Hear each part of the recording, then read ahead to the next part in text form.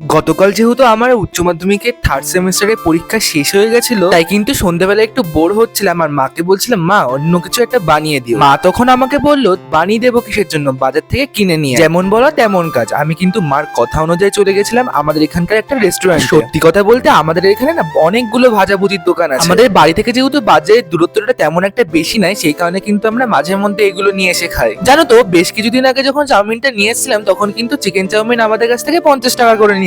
তবে গতকাল যেহেতু আমি আনতে গেছিলাম তখন দেখি চিকেন চাউমিনের দাম এরা 50 টাকা থেকে ডাইরেক্ট 70 টাকা বাড়িয়ে দিয়েছে। কোয়ান্টিটিটা কিন্তু একই ছিল আর তার মধ্যে কিন্তু ডিম আর চিকেনের পরিমাণও কিন্তু যথেষ্ট বেশি ছিল। আর দাম অনুযায়ী কিন্তু আমাদের প্রত্যেকেরই মোটামুটি ঠিকঠাকই লাগলো। আর ভেজ চাউমিন ছিল কিন্তু আগে 40 টাকা, এখনো হয়ে গেছে কিন্তু 60 টাকা। যাই হোক, পরীক্ষা তো হয়ে গেছে, এর একটা টেনশন ছিল মাথা থেকে দূর হয়ে গেছে। এখন বসে বসে আরামসে চাউমিন খাবো আর মুভি দেখবো। বাড়ির চাউমিনের থেকে কেন দেখি জানি আমার কিন্তু দোকানের চাউমিনই সব থেকে বেশি ভালো লাগে। সন্ধে হলে আমার মতো কার কার সিঙ্গারা চপ চাউমিন খেতে ভালো লাগে আমাকে কিন্তু অবশ্যই কমেন্টে জানাও। আর হ্যাঁ, তোমরা যারা যারা আমার চ্যানেলে নতুন আছো অবশ্যই কিন্তু চ্যানেলটাকে সাবস্ক্রাইব করে দিও। আমি ভয়েস ওভার করছি আর আমাদের বাড়ির সামনে কিন্তু দুর্গাপুজোর মাইক বাজছে।